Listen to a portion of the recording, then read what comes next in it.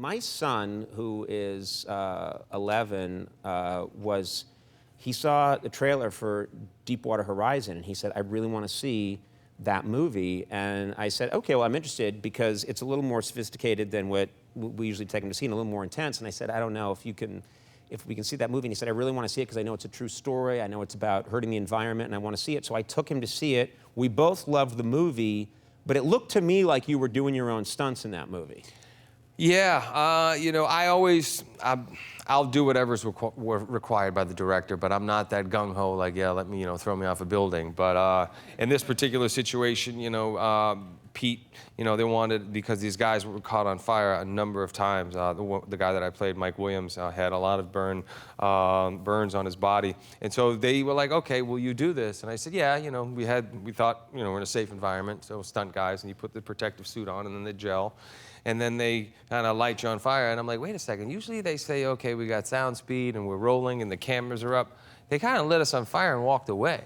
Right. And I was like, dude, we're supposed to, you want to roll, then light me on fire, and then stand really close with a little fire hose or something. But yeah, that was pretty weird sketchy. That he lit you on fire and then they all left to go get lunch. Yeah, it was one. It sounds like you were on fire for 45 minutes. It wasn't that long, but it seems like an eternity. So I won't be doing that anytime soon.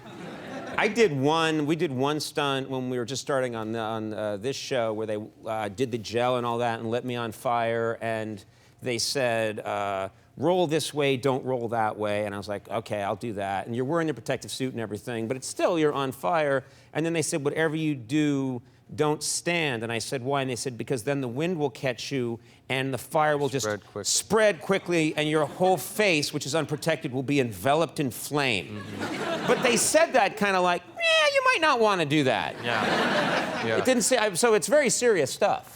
It is. I think, yeah, why the hell would you let them light you on fire for a stunt? Anyway, what was it for? I don't know. It's the thing is, all the time they tell me to do stuff and I just do it. And most of the time it's a bet. Yeah, just settle a bet between two guys. Wow. Andy was here actually when we were at a rehearsal, and they had a water buffalo here, and someone said, get on the water buffalo, and there was no... people just were on their iPhones and they were like, yeah, get on the water buffalo. And Andy said, to his credit, said, don't get on a water buffalo. But like an idiot, I was like, people think I should. So I got on the water buffalo. This thing is twice as big as this desk. It threw me. I went up in the air right over there and landed and bounced on the concrete.